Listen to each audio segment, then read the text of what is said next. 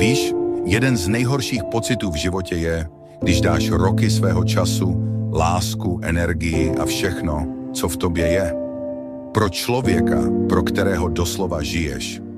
A ten člověk, ten ti dokáže ublížit, jako kdybys byl jen kus špíny pod botou. Jako by všechny ty krásné okamžiky neměly žádnou váhu.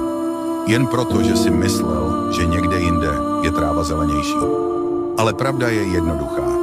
Tihle lidi nejsou požehnáním. Tihle lidi jsou chodící destrukce.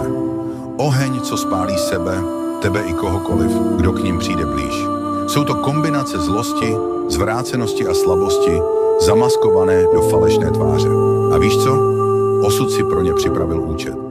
Pravda, karma a čas jim vystaví daně 1000krát větší, než si dokážou představit.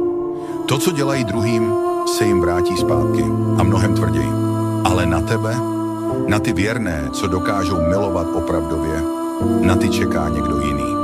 Někdo, kdo má čistý štít, kdo je zralý a oddaný.